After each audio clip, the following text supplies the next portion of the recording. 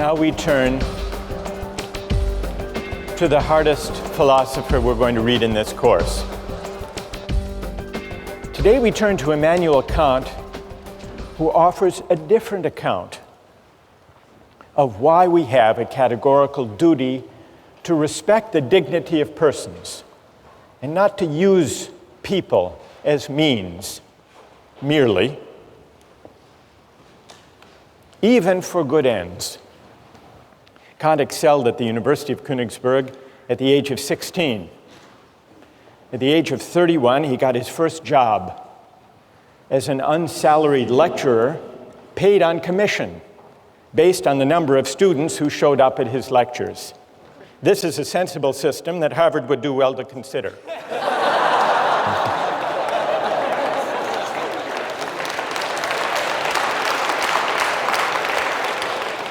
Luckily for Kant, he was a popular lecturer and also an industrious one, and so he eked out a meager living. It wasn't until he was 57 that he published his first major work. But it was worth the wait. The book was The Critique of Pure Reason, perhaps the most important work in all of modern philosophy. And a few years later, Kant wrote the groundwork for the metaphysics of morals, which we read in this course. I want to acknowledge, even before we start, that Kant is a difficult thinker. But it's important to try to figure out what he's saying, because what this book is about is, well, it's about what the supreme principle of morality is, number one, and it's also, it gives us an account, one of the most powerful accounts we have, of what freedom really is. So let me start today.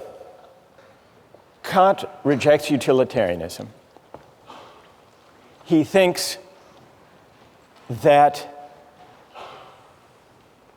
the individual person, all human beings, have a certain dignity that commands our respect. The reason the individual is sacred or the bearer of rights, according to Kant, doesn't stem from the idea that we own ourselves, but instead from the idea that we are all rational beings. We're all rational beings, which simply means that we are beings who are capable of reason. We are also autonomous beings, which is to say that we are beings capable of acting and choosing freely. Now, this capacity for reason and freedom isn't the only capacity we have. We also have the capacity for pain and pleasure, for suffering and satisfaction. Kant admits the utilitarians were half right. Of course, we seek to avoid pain, and we like pleasure. Kant doesn't deny this.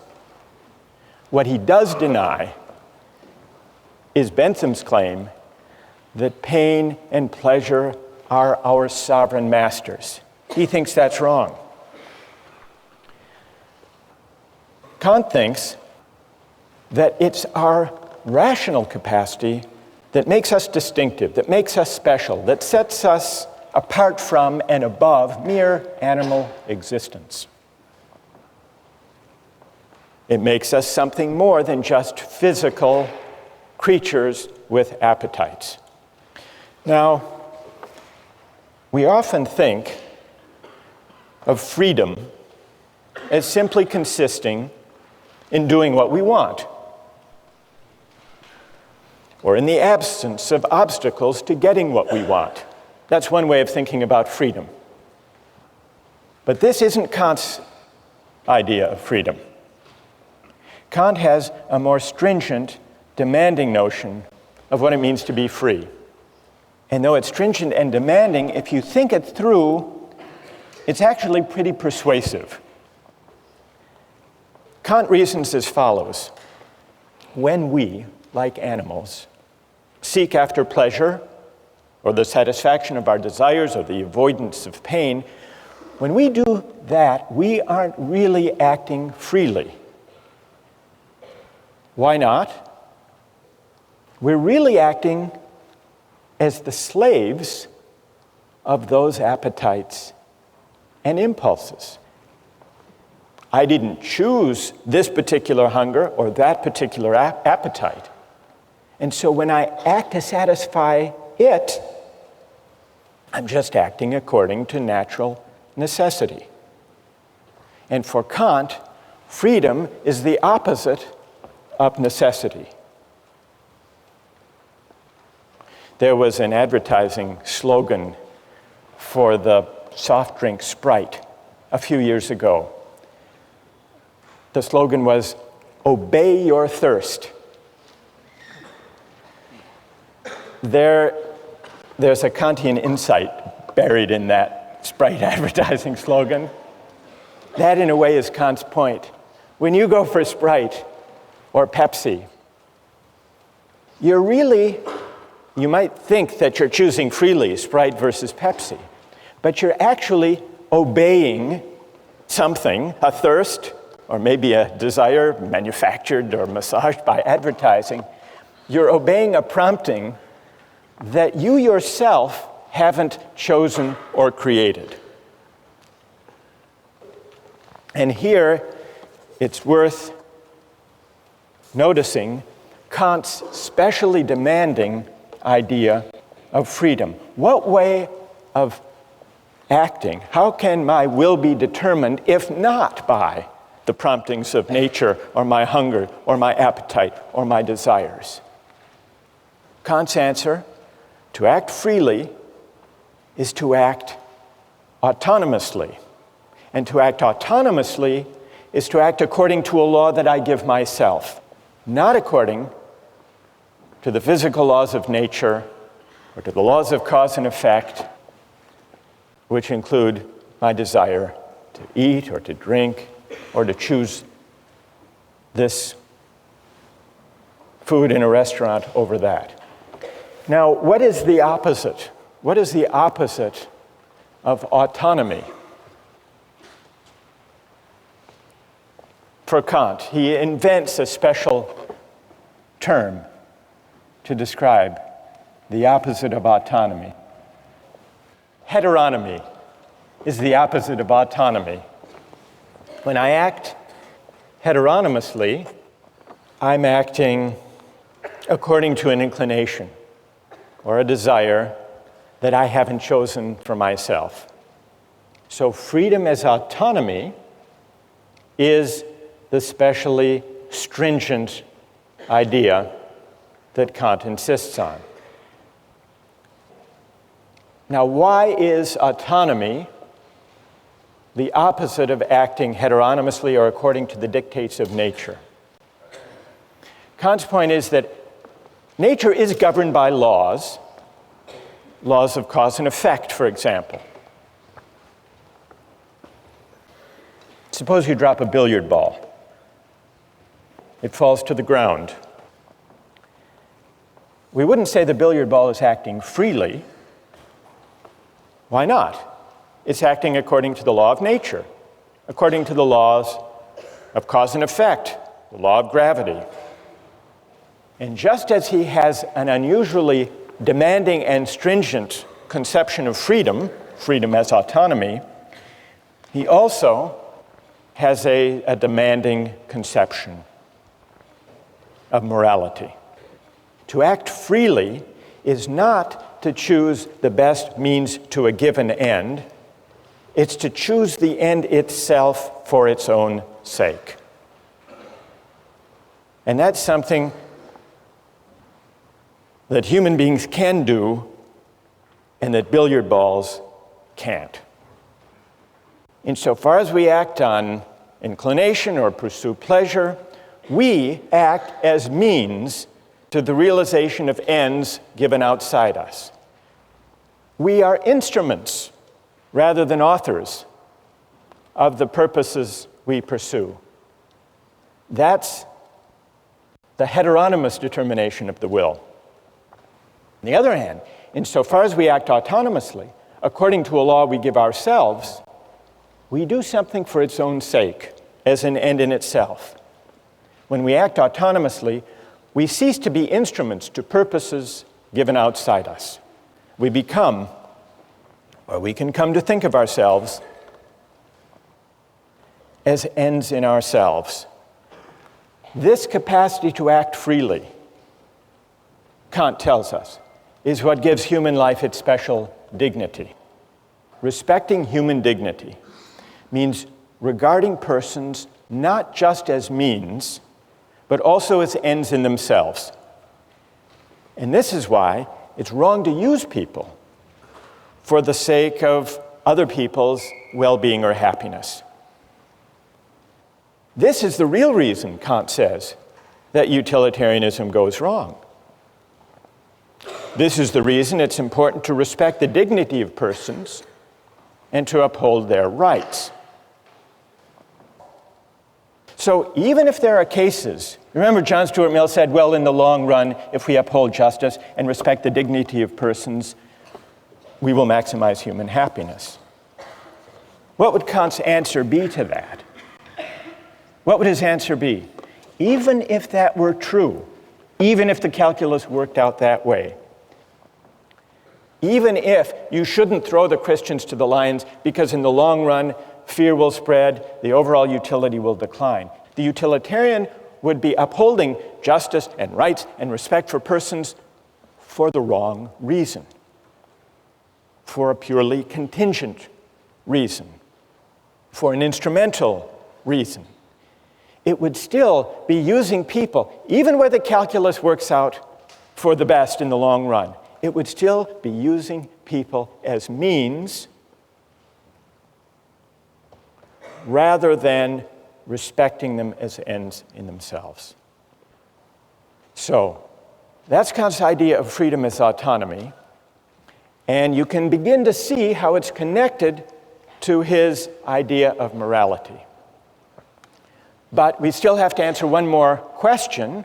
What gives an act its moral worth in the first place? If it can't be directed at utility or satisfying wants and desires, what gives an action its moral worth? This leads us from Kant's demanding idea of freedom to his demanding idea of morality. What does Kant say? What makes an action morally worthy consists not in the consequences or in the results that flow from it. What makes an action morally worthy has to do with the motive, with the quality of the will, with the intention for which the act is done. What matters is the motive, and the motive must be of a certain kind. So, the moral worth of an action depends on the motive for which it's done, and the important thing is that the person do the right thing for the right reason. A good will isn't good because of what it affects or accomplishes, Kant writes. It's good in itself. Even if by its utmost effort the good will accomplishes nothing, it would still shine like a jewel for its own sake, as something which has its full value in itself. And so for any action to be morally good, it's not enough that it should conform to the moral law.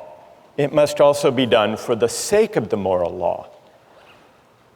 The idea is that the motive confers the moral worth on an action. And the only kind of motive that can confer moral worth on an action is the motive of duty. Well, what's the opposite of doing something out of a sense of duty because it's right? Well, for Kant, the opposite would be all of those motives having to do with our inclinations. And inclinations refer to all of our desires, all of our contingently given wants, preferences, impulses, and the like. Only actions done for the sake of the moral law, for the sake of duty, only these actions have moral worth. Now, I want to see what you think about this idea, but first let's consider a few examples. Kant begins with an example of a shopkeeper. He wants to bring out the intuition and make plausible the idea that what confers moral worth on an action is that it be done because it's right. He says, suppose there's a shopkeeper and an inexperienced customer comes in. The shopkeeper knows that he could give the customer the wrong change, could shortchange the customer and get away with it. At least that customer wouldn't know. But the shopkeeper nonetheless says, well, if I shortchange this customer, word may get out, my reputation would be damaged, and I would lose business. So I won't shortchange this customer. The shopkeeper does nothing wrong. He gives the correct change. But does his action have moral worth? Kant says no. It doesn't have moral worth because the shopkeeper only did the right thing for the wrong reason, out of self-interest. That's a pretty straightforward case. Then he takes another case, the case of suicide. He says we have a duty to preserve ourselves. Now, for most people who love life, we have multiple reasons for not taking our own lives. So the only way we can really tell, the only way we can isolate the operative motive for someone who doesn't take his or her life is to imagine someone who's miserable and who, despite having an absolutely miserable life, nonetheless recognizes the duty to preserve oneself and so does not commit suicide. That's the force of the example, is to bring out the motive that matters. And the motive that matters for morality is doing the right thing for the sake of duty. Let me just give you a couple of other examples. The Better Business Bureau. What's their slogan? The slogan of the Better Business Bureau? Honesty is the best policy. It's also the most profitable. This is the Better Business Bureau's full-page ad in the New York Times. Honesty. It's as important as any other asset, because a business that deals in truth, openness, and fair value cannot help but do well. Come join us and profit from it. What would Kant say about the moral worth of the honest dealings of members of the Better Business Bureau? What would he say? That here's a perfect example that if this is the reason that these companies deal honestly with their customers, their action lacks moral worth. This is Kant's point. Or a couple of years ago at the University of Maryland, there was a problem with cheating. And so they initiated an honor system. And they created a program with local merchants that if you signed the honor pledge, a pledge not to cheat, you would get discounts of 10 to 25% at local shops. Well, what would you think of someone motivated to uphold an honor code with the hope of discounts? It's the same as Kant's shopkeeper. The point is, what matters is the quality of the will, the character of the motive, and the relevant motive to morality can only be the motive of duty, not the motive of inclination. And when I act out of duty, when I resist as my motive for acting inclinations or self-interest even sympathy and altruism, only then am I acting freely. Only then am I acting autonomously. Only then is my will not determined or governed by external considerations. That's the link between Kant's idea of freedom and of morality. Now, I want to pause here to see if all of this is clear, or if you have some questions or puzzles. They can be questions of clarification, or they can be challenges, if you want to challenge this idea that only the motive of duty confers moral worth on the action. What do you think? Yes? Yeah, I actually have two questions of clarification. The first is, there seems to be an aspect of this that makes it sort of self-defeating, in that once you're conscious of what morality is, you can sort of alter your motive to achieve that end of morality. And secondly, give me an example of what you have in mind. The shopkeeper example, if he decides that he wants to give the person the money to do the right thing, and he decides that's his motive to do so because he wants to be moral, then isn't that sort of defeating isn't that sort of defeating the purity of his action if morality is determined by his motive? His motive is then to act morally.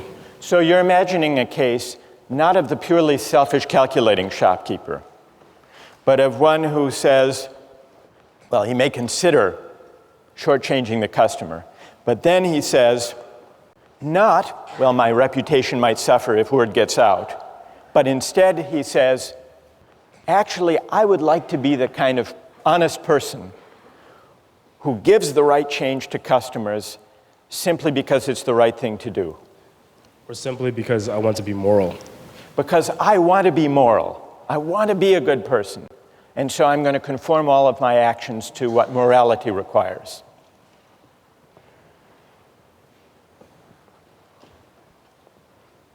It's a subtle point. It's a good question.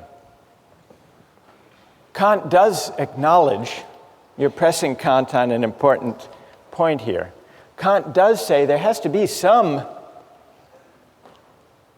incentive to obey the moral law.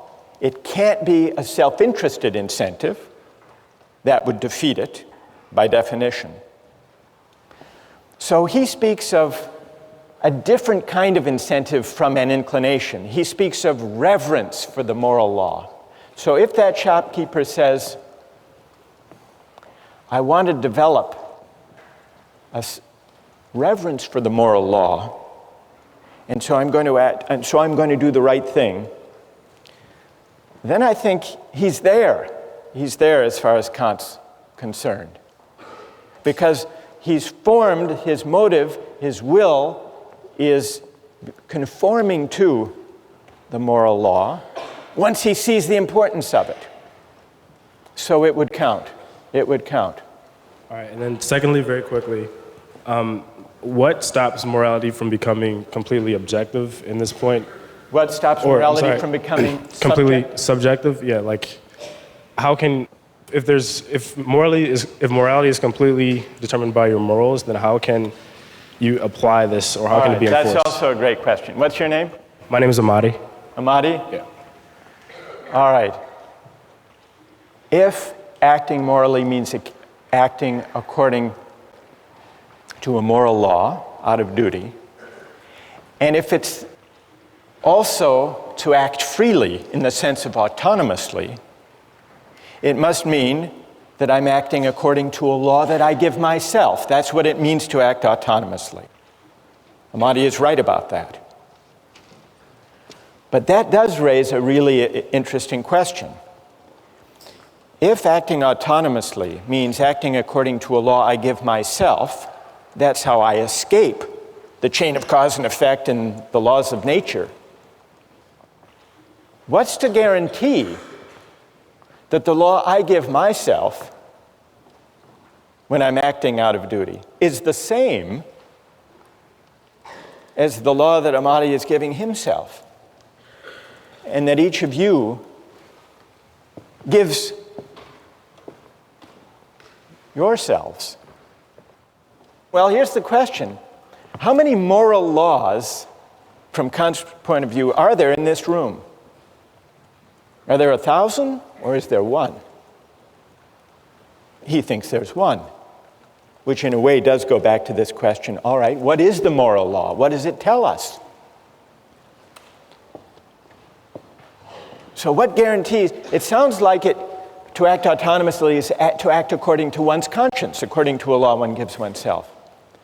But what guarantees that if we all exercise our reason, we will come up with one and the same moral law? That's what Amati wants to know. Here's Kant's answer.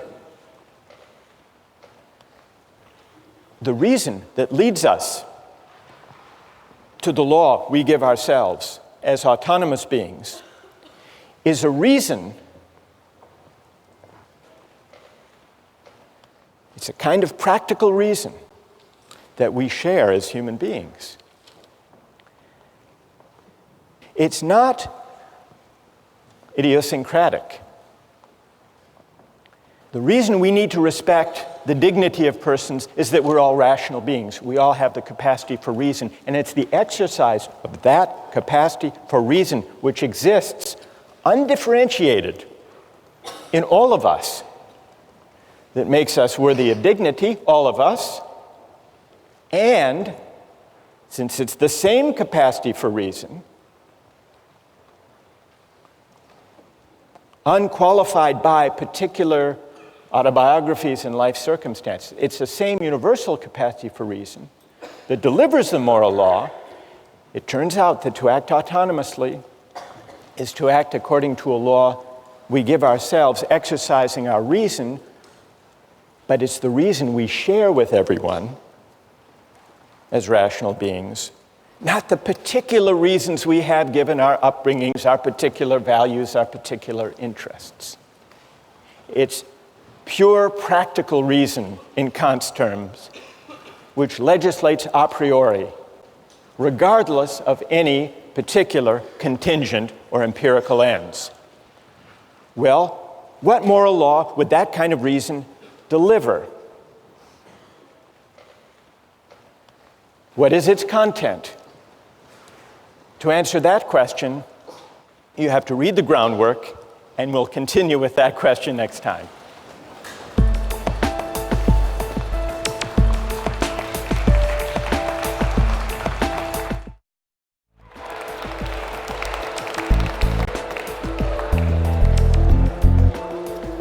Today we turn back to Kant. Before we do, remember, this is the week by the end of which all of you will basically get Kant, figure out what he's up to. You're laughing. No, it will happen.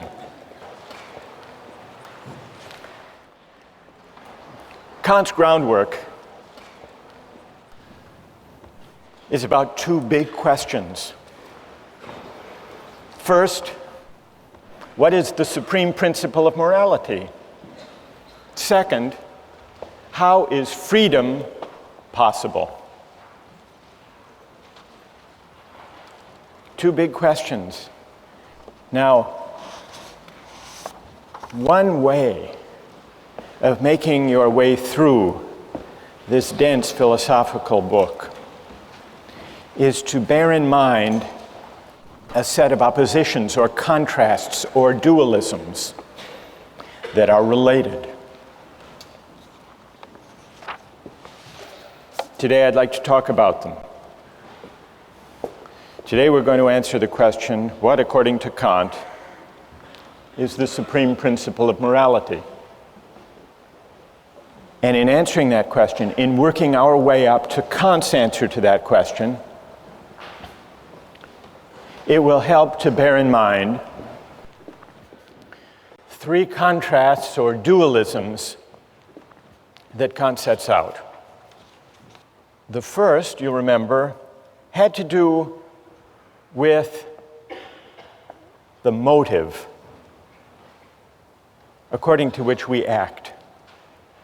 And according to Kant, only one kind of motive is consistent with morality. The motive of duty, doing the right thing for the right reason. What other kind of motives are there? Kant sums them up in the category of inclination. Every time the motive for what we do is to satisfy a desire or a preference that we may have to pursue some interest, we're acting out of inclination. Now, let me pause to see if, in thinking about the question of the motive of duty, the goodwill, see if any of you has a question about that much of Kant's claim. Or is everybody happy with this distinction? What do you think? Go ahead. When you make that distinction between duty and inclination, is there ever any moral action ever? I mean, you could always kind of probably find some selfish motive, can't you? Maybe very often people do have self-interested motives when they act. Kant wouldn't dispute that. But what Kant is saying is that insofar as we act morally, that is, insofar as our actions have moral worth, what confers moral worth is precisely our capacity to rise above self-interest and prudence and inclination and to act out of duty. Some years ago, I read about a spelling bee, and there was a young man who was declared the winner of the spelling bee, a kid named Andrew, 13 years old. The winning word, the word that he was able to spell, was echolalia. Does anyone know what echolalia is? What? Some type of flower? It's not some type of flower, no. It means the tendency to repeat, as in echo, to repeat what you've heard. Anyhow, he misspelled it actually, but the judges misheard him. They thought he had spelled it correctly and awarded him the championship of the National Spelling Bee. And he went to the judges afterward and said, actually, I misspelled it. I don't deserve the prize. And he was regarded as a moral hero, and he was written up in the New York Times, Misspeller is a spelling bee hero. There's Andrew with his proud mother.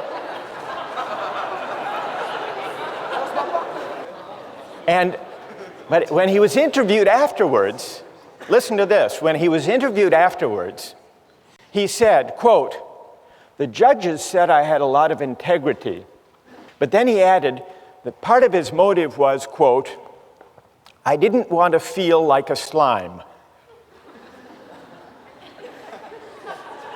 All right, what would Kant say? Go ahead. I guess it would depend on whether or not that was a marginal reason or the predominant reason in whether or not and why he decided to confess that he didn't actually spell the word correctly. Good, and what's your name? Vasco.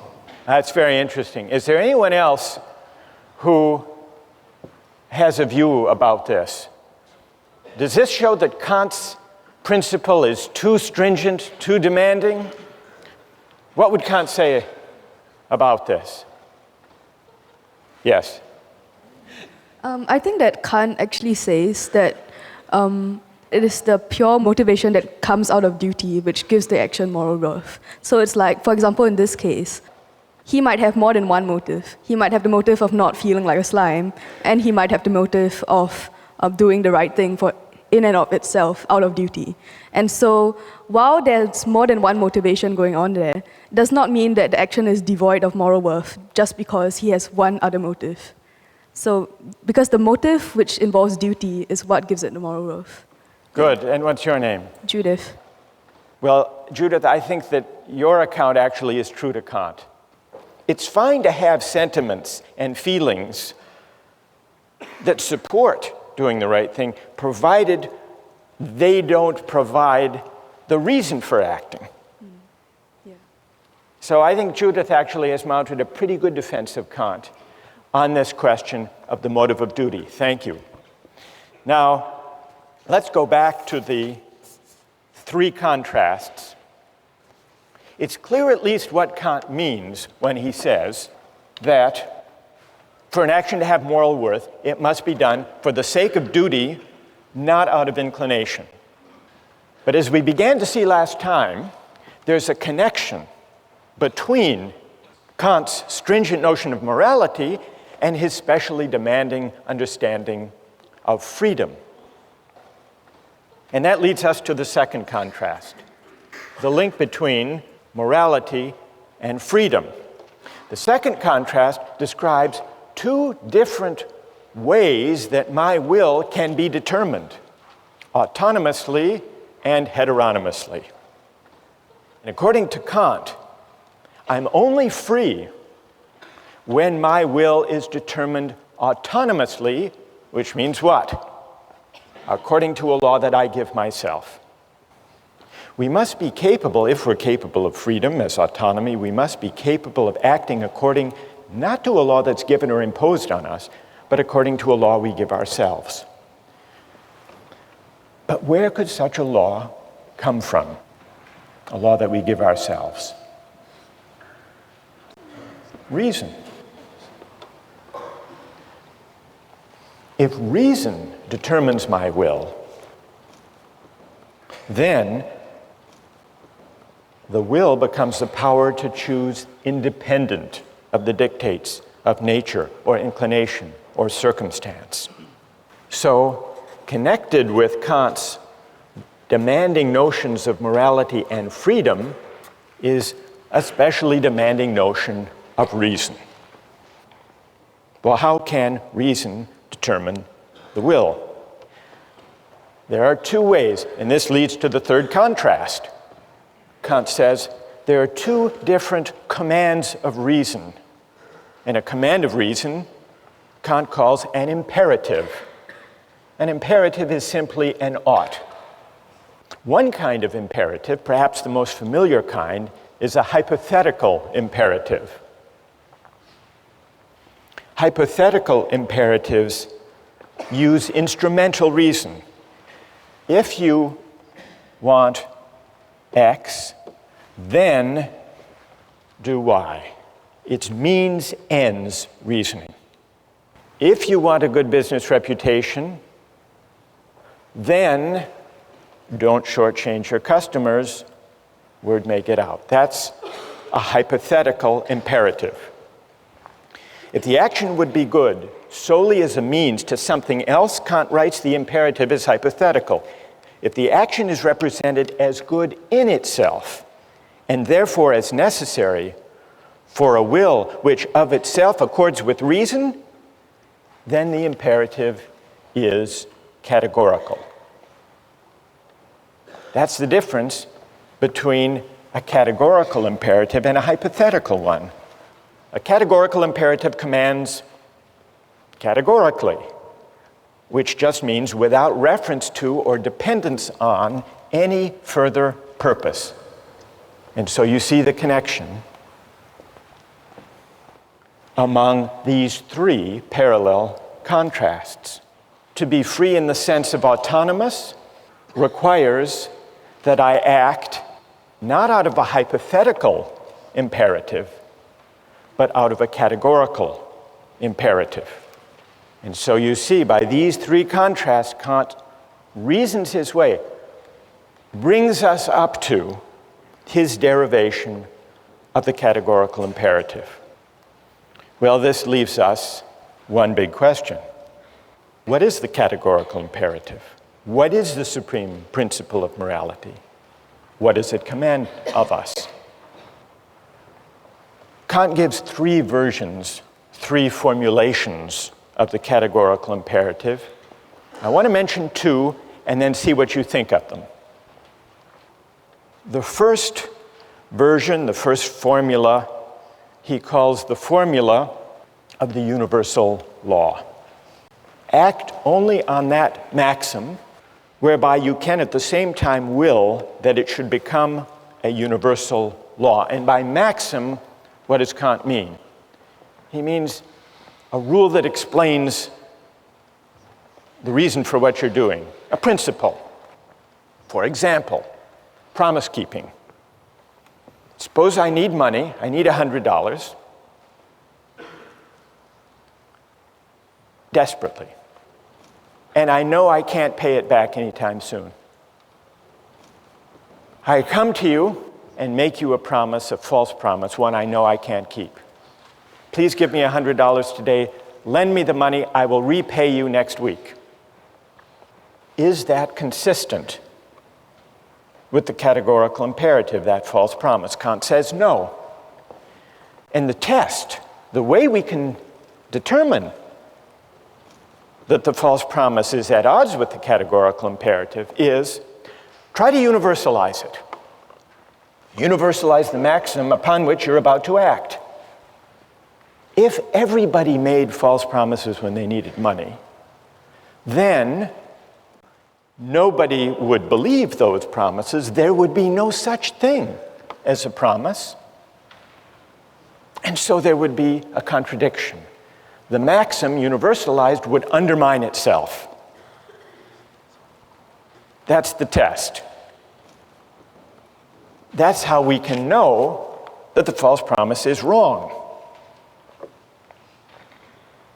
Well, what about the formula of the universal law? You find it persuasive?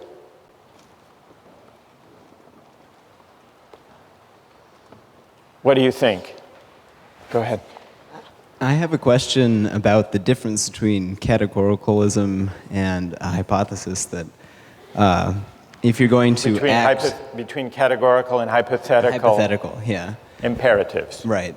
If you're going to act with a categorical imperative so that the maxim doesn't undermine itself, it sounds like I am going to do X because I want Y. I am going to not lie in dire need because I want the world to function in such a way that promises are kept. I don't want to liquidate the practice of promises. Right. It sounds like justifying a means by an ends. It seems like an instance of consequentialist reasoning, you're saying. Right. And what's your name? Tim. Tim. Well, Tim, John Stuart Mill agreed with you. He made this criticism of Kant. He said, if I universalize the maxim and find that the whole practice of promise keeping would be destroyed if universalized, I must be appealing somehow to consequences. Right. If that's the reason not to tell a false promise. So John Stuart Mill agreed with that criticism against Kant. But John Stuart Mill was wrong. You're in good company, though. You're in good company, Tim. Kant is often read, as Tim just read him, as appealing to consequences. The world would be worse off if everybody lied, because then no one could rely on anybody else's word. Therefore, you shouldn't lie. That's not what Kant is saying exactly, although it's easy to interpret him as saying that. I think what he's saying is that this is the test. This is the test of whether the maxim corresponds with the categorical imperative. It isn't exactly the reason. It's not the reason. The reason you should universalize to test your maxim is to see whether you are privileging your particular needs and desires over everybody else's. It's a way of pointing to this feature, this demand of the categorical imperative, that the reasons for your action shouldn't depend, or their justification, on your interests, your needs, your special circumstances being more important than somebody else's. That, I think, is the moral intuition lying behind the universalization test. So let me spell out Kant's second version of the categorical imperative, perhaps in a way that's more intuitively accessible than the formula of universal law. It's the formula of humanity as an end. Kant introduces the second version of the categorical imperative with the following line of argument. We can't base the categorical imperative on any particular interests, purposes, or ends, because then it would be only relative to the person whose ends they were. But suppose there were something whose existence has in itself an absolute value, an end in itself, then in it, and in it alone, would there be the ground of a possible categorical imperative. Well, what is there that we can think of as having its end in itself? Kant's answer is this: I say that man, and in general every rational being, exists as an end in himself, not merely as a means for arbitrary use by this or that will. And here Kant distinguishes between persons on the one hand and things on the other.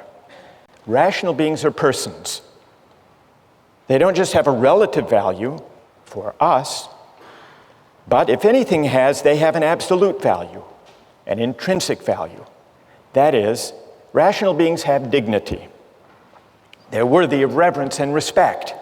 This line of reasoning leads Kant to the second formulation of the categorical imperative, which is this: act in such a way that you always treat humanity, whether in your own person or in the person of any other, never simply as a means, but always at the same time as an end. So that's the formula of humanity as an end. The idea that human beings, as rational beings, are ends in themselves, not open to use merely as a means. When I make a false promise to you, I'm using you as a means to my ends, to my desire for the $100. And so I'm failing to respect you. I'm failing to respect your dignity. I'm manipulating you. Now consider the example of the duty against suicide. Murder and suicide are at odds with the categorical imperative. Why? If I murder someone, I'm taking their life for some purpose, either because I'm a hired killer or I'm in the throes of some great anger or passion. Well, I have some interest, some purpose that's particular, for the sake of which I'm using them as a means. Murder violates the categorical imperative. For Kant, morally speaking, suicide is on a par with murder. It's on a par with murder because what we violate when we take a life, when we take someone's life, ours or somebody else's, we use that person, we use a rational being, we use humanity as a means. And so we fail to respect humanity as an end. And that capacity for reason, that humanity that commands respect, that is the ground of dignity, that humanity, that capacity for reason, resides undifferentiated in all of us. And so I violate that dignity in my own person if I commit suicide, and in murder if I take somebody else's life. From a moral point of view, they're the same. And the reason they're the same has to do with the universal character and ground of the moral law.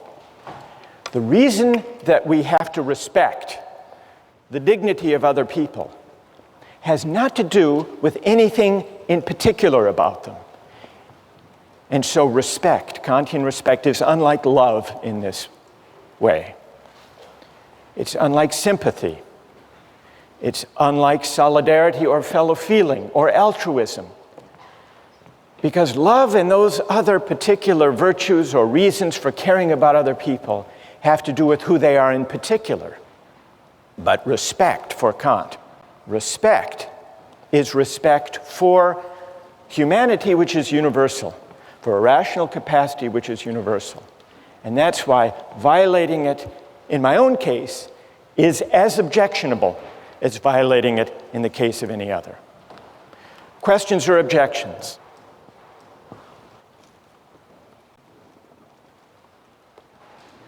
Go ahead. I guess I'm somewhat worried about Kant's statement that you cannot use a person as a means because every person is an end in and of themselves. Because it seems that every day, in order to get something accomplished for that day, I must use myself as a means to some end. And I must use the people around me as a means to some end as well. For instance, suppose that I want to do well in a class, and I have to write a paper. I have to use myself as a means to write the paper. Suppose I want to buy something, food. I must go to the store and use the person working behind the counter as a means for me to purchase my food. Right. That's true. You do. What's your name? Patrick. Patrick, you're not doing anything wrong. You're not violating the categorical imperative when you use other people as means. That's not objectionable, provided when we deal with other people for the sake of advancing our projects and purposes and interests, which we all do, provided we treat them in a way that is consistent with respect for their dignity. And what it means to respect them is given by the categorical imperative. Are you persuaded? Do you think that Kant has given a compelling account, a persuasive account of the supreme principle of morality? Reread the groundwork, and we'll try to answer that question next time.